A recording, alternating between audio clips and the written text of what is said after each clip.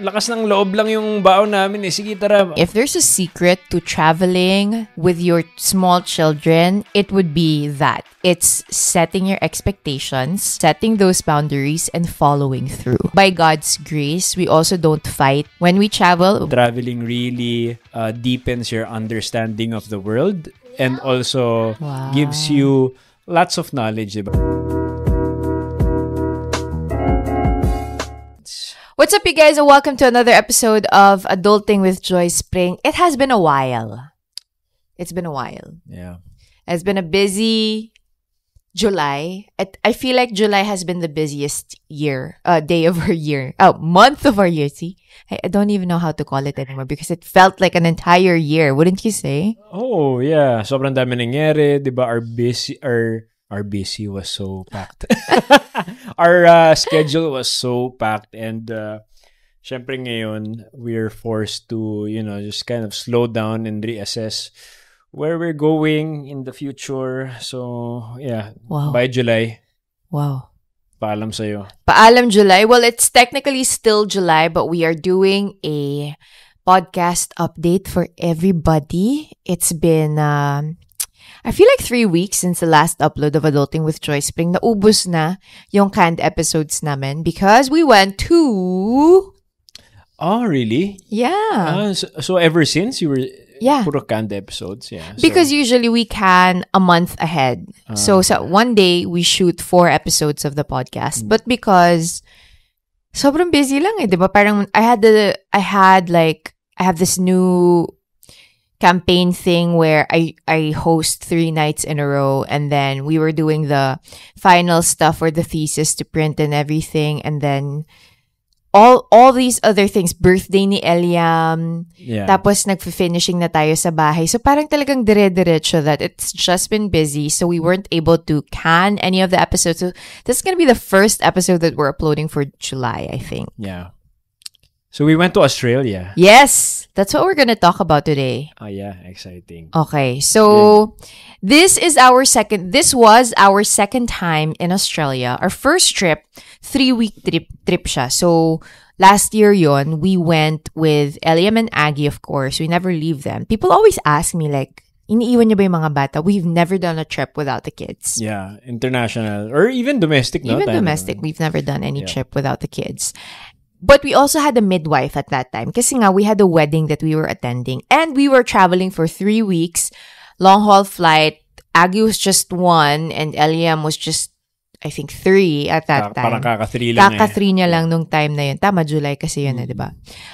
So, it was very, very different. But we absolutely loved it. So, nung nagkaroon ng taping break si Juancho from Sanggang Dikit for Fur, pumunta kami dun. 9 days lang. Pero we went back to our favorite city, which was Sydney. Pero syempre, konting backstory. I just wanna dive in deeper on why or how also nakarating tayo ng Sydney ng biglaan. Technically, biglaan siya eh. Kasi, sobrang biglaan!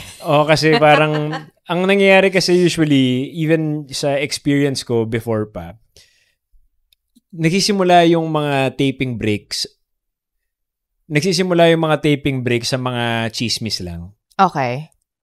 So, kung meron kaming, kunyari may out of the country si ganito, so wala tayong taping ng 2 weeks. Kahit nung nagsisimula pa lang ako sa showbiz.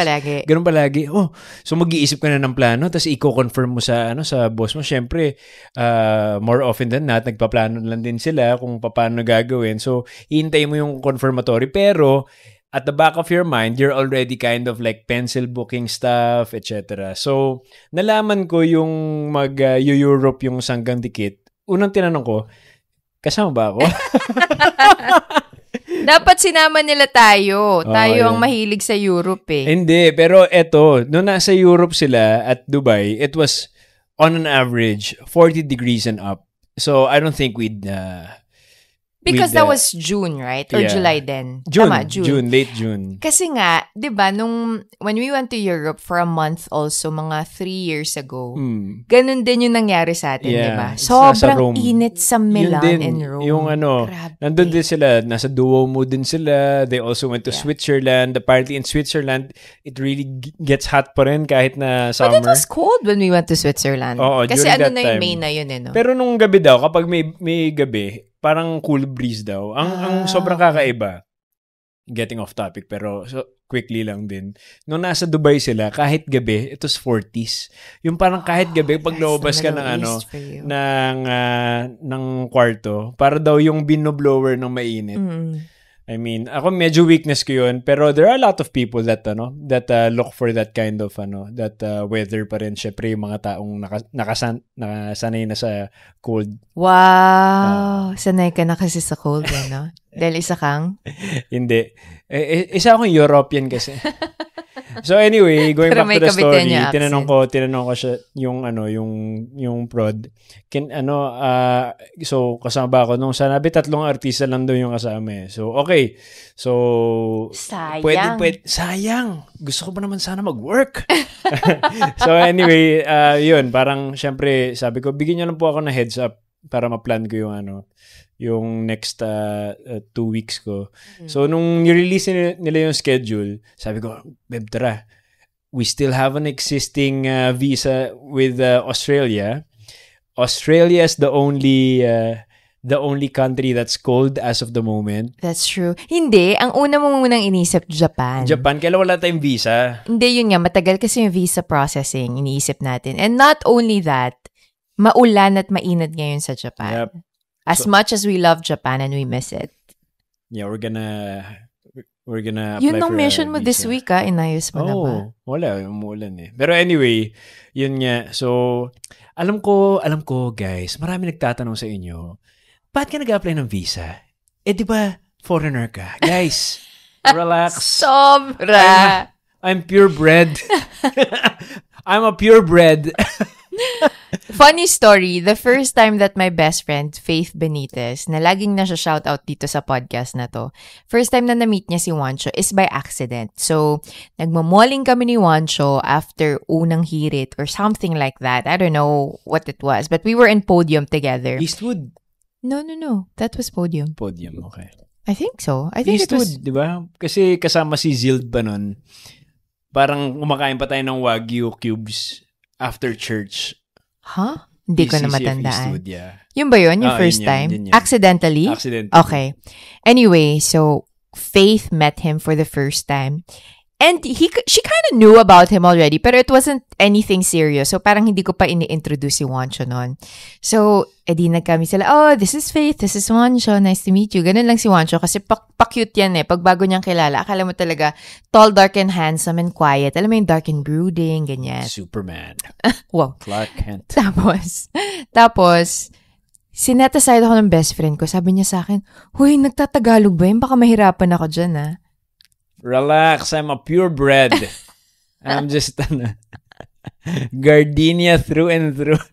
So anyway, yun nga. I digress. Your whole personality is digressing. Pinayagan tayo, and then we, thanks to our very loving partners at Cebu Pacific, syempre, they are the real MVPs as well dito sa trip na to. They made it possible. We were able to book flights going back and going to and back to the Philippines ng mabilisan. And then si Joyce booked also a wonderful B&B where we stayed in the Military Road. Yes, in Sydney. Ano bang place yun? Huh? Sa Military Road sa hindi Pitt Street kasi Neutral Bay. Yes. No, so thanks to Cebu Pacific because we flew straight from Manila to Sydney, then Sydney to Manila. It was a 7.5-hour flight. Mm-hmm. So yung papunta, red-eye flight siya. So the flight was 11:30 p.m. You arrive the next day in Sydney at 7:30 a.m. or something like that. So it's perfect kasi by the time that we get our bags, have our lunch, ready na yung B&B. So, andun na kami. And then, ang naging struggle na lang namin ni Juancho, na talagang pinag-isipan niya pa kung dapat pa kami mag-cross country to Melbourne, or some other, Brisbane. or to Brisbane, is paano kaya kung pauwi na, diba? Paano natin gagawin yun? Kasi 7 hours full.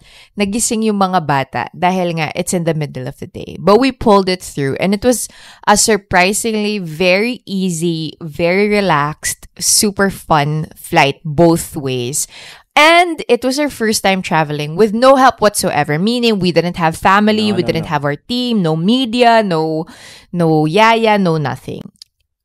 Hindi tayo nag-away. I think that's an accomplishment in Hindi itself. naman tayo madalas mag-away pag nagta-travel, di ba? Yeah. Pero gusto overall, natin yung sa bahay-bahay overall kasi, overall kasi, di ba, syempre nagiging cause of friction yan when traveling, especially with married couples, with kids, di ba? So, paano daw natin nagawa yun? Yun ang question nila. Bakit daw natin ginawa yun? At paano daw? Ako yung sa bakit, ikaw yung sa paano? So, paano? Hindi ko rin alam eh. Parang lakas ng loob lang yung baon namin eh. Sige, tara, so, yung seryosong sagot dun. Siyempre, as much as we would want to control our children, inunahan na natin sila ng we talk to them. It's just gonna be us four. Kahit na tingin natin hindi nila naiintindihan or syempre their kids, they'll still, X, Y, and Z. I think it, di ba naiintindihan nila yun eh. Lagi kami may pep talk sa mga bata. So in general, ito yung ginagawa namin. Kasi toddlers sila parehas, di ba? They're 2 toddlers. So Kuya just turned 4. Aggie just turned 2. So they're 2 and 4. And they're at the height of their kakulitan. Tapos, gusto pa namin pahirapan yung sarili namin kasi ayaw namin sila masyadong mag-screen time / technology. So, we try to make them as analog as possible. So, how do you do that for a trip? An 8-hour flight and then a trip na tayo-tayo lang. Kami-kami lang. May pep talk kami palagi sa kanila. So, yung sinasabi ni Juancho, sinabi niya, kinausap namin yung mga bata na, kinakausap niya si Kuya na, Kuya, it's just gonna be the 4 of us, Mama, Dada, you, and Aggie. So I need you to really listen to Mama and Dada, okay? When we say you stay here, you stay here. When we say you push the bag, you push the bag. So you listen to Mama and you help us, okay? So we can all have a good time. Ganyan. Yeah.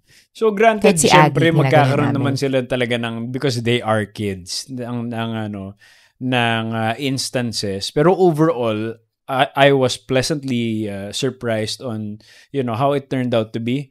Marami nga, yun nga, syempre natatakot sila. Pero when you really prepare your children, when you talk to them and level with them talaga, and of course discipline them accordingly, parang nagiging masaya talaga yung mga bagay-bagay. One last thing on how we did it. Syempre, kahit na very short yung planning stage namin, yung delegation of tasks is very important, especially for traveling with children. So, sino yung magbabayad, sino yung mga bibili. So, kapag ako nang bahala dito, you just focus on that, ganyan, X, Y, and Z.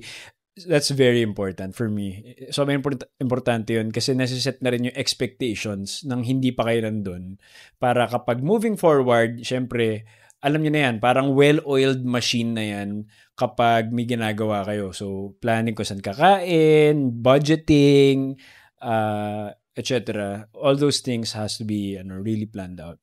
Yeah, that's the number one thing. If there's a secret to traveling with your small children and doing so in a fun, loving, and not super exhausting way, it would be that. It's setting your expectations, setting everybody's expectations, setting those boundaries, and following through.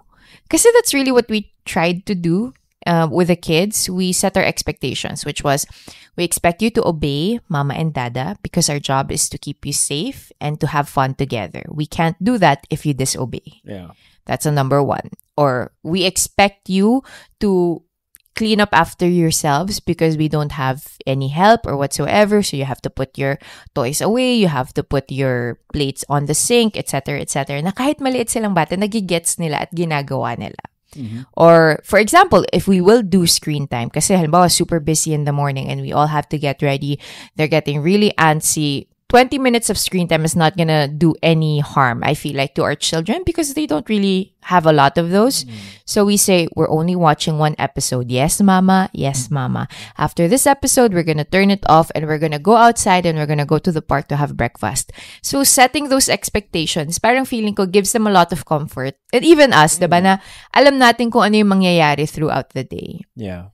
And at the same time, the other side of that coin is sobrang baba ng expectations namin for them or for each other in terms of like, pag nakikita ko na na-antsy yung kids, hindi ako maiinis kasi expected ko na bata sila eh. So pag pagod sila, syempre bad trip na yan, diba? Pag antok sila or nag-adjust yung sleeping schedule nila, syempre iba yung moods. And it was the same with Juancho na when I lost my Opal card, which still had $50 in it, he wasn't pissed off. He was just like, okay, let's just get another one. You know, don't even think about it. It's fine. Kasi his expectations were very low in terms of ang dami naming inaasikaso pareho. Diba? So pag may nakalimutan, may nawala, may something, you just kind of give grace to each other. And I think that's really the secret to good dynamics when it comes to traveling. And that's why, by God's grace, we also don't fight. When we travel, we've been doing it since we got married and since we've had Eliam, you know, since he was a baby. So, yun talaga yung secret eh. So, leave room for, yun nga, for adjustments, mistakes, especially in the budget. Siyempre, kapag, wag nyo sasaktuhin lang na parang, okay, so 100, ano lang. Magkano yung na-spend natin? Are we gonna tell them? Hindi, wag na. Hindi ba ito yung okay? Confidential yun. Pero basically kasi nilimit namin sa isang beses lang kumakain sa labas kada araw. So parang basically nandito lang din kami sa Pilipinas. Not that we eat once every ano. Pero having that mindset na it's not always eating out porket nasa ibang bansa tayo. So dahil din we were there for 8 days, we really had to spread it out, you know. Yeah, and Sydney's quite pricey. Yeah, medyo expensive siya. Although, comparable to the Philippines. Pero pricey yung eating out. The groceries, everything else is very affordable. But if you keep eating out, dun ka talaga, that'll get ya. Yeah, kasi syempre yung labor ang mahal dun eh. So nagiging mahal yung mga pagkain because of the service charges, etc. Pero yun nga yung generally masarap at healthy yung mga nasa grocery nila. So, that's what we love about Australia Sydney. In general. Australia, yeah. Yeah, kaya if you're planning to travel to Sydney or Australia in general, or actually if you want to travel with your kids, one way to save a lot of money is to get a B&B and do groceries. So that's what we usually do even when we were in, nagumpisa yan yung Europe nung si Eliam pa lang, 10 months si Eliam nun. So I had to do a lot of research because it was our first big trip with a baby. And one of the things that the moms talked about online was getting a 1-bedroom. So, ibig sabihin, may sala ka, may living room ka, may kitchen ka. Sabi kasi nila, if you have a baby, you will probably be sleeping early, right? So, you're gonna go home, you're gonna sleep early because you have a baby. Hindi mo naman pwedeng iwan yun, di ba? Para mag-date kayo. So, you need the living room para if you want to hang out, you want to spend a bit of time together, you have that privacy and your baby can sleep soundly. Siyempre, dahil nga Airbnb, wala naman naglilinis dun. Kanya-kanyang linis, di ba? We were working together as a team to clean up after ourselves, nagugas ng plato, nagwawalis, vacuum, laundry. Ano pa ba? Yun nga, yung laundry is very important too so that you don't, pack a lot. Hindi man tayo nag-OOTD and especially if you have kids, I don't think, it's something na dapat priority nyo. Kasi syempre daming gamit na kaya mga kids. So, I think it would be best rin. Yun nga, actually pinag-usapan rin natin yun before we left, diba? Kasi syempre winter siya when we got there. and as much as possible, we'll limit our bags. Oy, 2 big bags lang Yeah, tayo. 2 big bags Gulat nga na gulat nga yung Cebu Pacific kasi 4 big bags ang allowed for us. Yeah. 2 big bags lang kami. Nakakatawa kasi, syempre, I said that and briefed Joyce with that because when we were in Europe, syempre, 1 month naman yun. Pero we had 3 bags. Like 4 or 7 overall na sobrang hirap talaga by the end na yun kasi bumili tayo ng maleta, diba? Yeah, so and hindi pa nga winter yun so nakakatawa lang kasi. Akala natin winter yun, lalagyan mo doon ng retainer. Agi, mama has a question for you. Did you like Australia? I like Australia. Oh, thank you, sweetheart. Thanks, Agi. How about you, Kuya? Come here. Did you like Australia? Yes. What's your favorite part in Australia? What's the favorite place that you visited in Sydney? Favorite beach? Not Bondi. What's it? Is it? Boracay. Ano daw? Boracay. Is it Manly Beach? Yeah, that's his favorite. He just doesn't want to say it. Manly Beach? Not Bondi daw. So one of them cried when we told them we were gonna go home na. Yeah. Let's keep it anonymous, but one of them cried because they said they wanted to stay in Sydney. Yeah. They love the cold. Yeah, they love I think it's also because we were just always in playgrounds and parks and things like that. Sobrang child-friendly din ng Australia in general. They're very welcoming with the children. I couldn't say that for all the countries that we've been in, pero overall in Australia, yun nga ang lenient nila, ang family friendly, accommodating sila talaga ng sobra. Yeah, we absolutely love it there. Now we don't have a visa anymore. I know, it's expired. Because we're regular breds. Yeah, we're regular breds and we need to apply for a new one. Well, but yeah, so that's our Australian trip in a... Ano pa ba? Meron pa ba tayong gustong sagutin na question? Okay, last question. Why do you believe that traveling as a family, even without help, is so worth it? Because... Would you do it again? Of course naman. Yeah.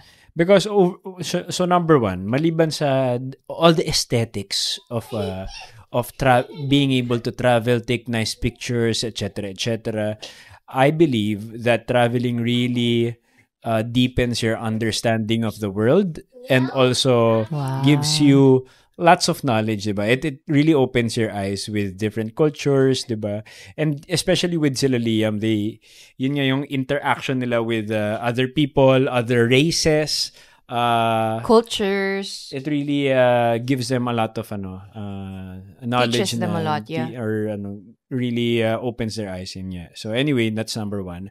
Number two, one important thing also is that because it's not an easy feat, it really strengthens you as a family unit.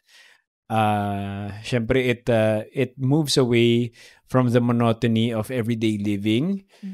So I feel like, syempre, not only for internationals, pero exploring different parts of the Philippines as well, counted rin dun. So, traveling in general really strengthens you. Binibigyan kayo ng bonding opportunities with your family. So, I think that's very positive for you guys as well. So, that's and you know what? I think the reason why we're successful with the traveling with the kids, by God's grace, it's really great teamwork. If you ask me, it's knowing that it takes two to tango. It's knowing that there are certain responsibilities.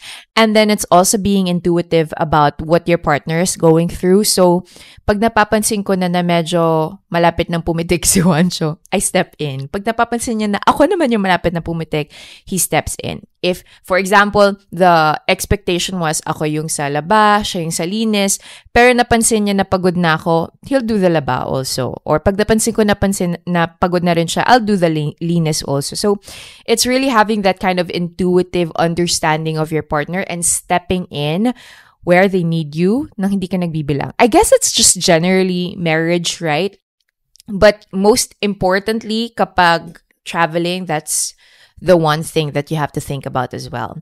And the reason, apart from what Juancho mentioned, the reason for us doing this, traveling, even though it's hard with our small children, is because we see the benefit of it so much. Like, hindi kasi kami, I wouldn't say we're into luxury or anything. Like, one could argue na ganun daw kami. Siguro, maybe some people can argue, but personally, we don't think that that's something that we are attracted to. We don't like fancy things. We try to keep it low-key. You know, we try to be good stewards of what God has given us. And if there's anything that we'd spend on, we always spend on travel because it feels like an investment. It is an investment. I've seen it. When I was single, I invested a lot in traveling abroad, studying abroad, doing all of these things by myself. And then Juancho was the same. So when we got together and we got married and we had a family, we were like, okay, is this something that has to stop, or is this something that we can keep on doing? And by God's grace, we got to really see that there are a lot of adjustments, a lot of things that you have to think about, to work on, to plan ahead for. But it definitely is something that you should do with your small children if that's something that you want for your family, because you grow so much. They grow so much. Like, their vocabulary grows exponentially. It's character building for them because they're forced to wait in airports and to be patient and to, you know, learn how to obey and to follow directions and to give the tickets to the steward, to give the tickets to the airline personnel. So I feel like all of those things and so many more combined is just beneficial for our family. So that's why we did it. And I keep on yapping. The camera is about to die. So I feel like I have to go. We have to run to a different thing also. As a family, we're constantly moving from one place to another. I feel like we're doing something. But yeah, that's it. The podcast will be back after this week. After this episode, we're going to continue again to regular programming. I'm going to give you my graduation update and my school update next week on the podcast. But for now, that's it. If you have more questions about traveling with your littles and with your spouse, please let us know in the comment section, and I'll see you on the next one. Bye-bye!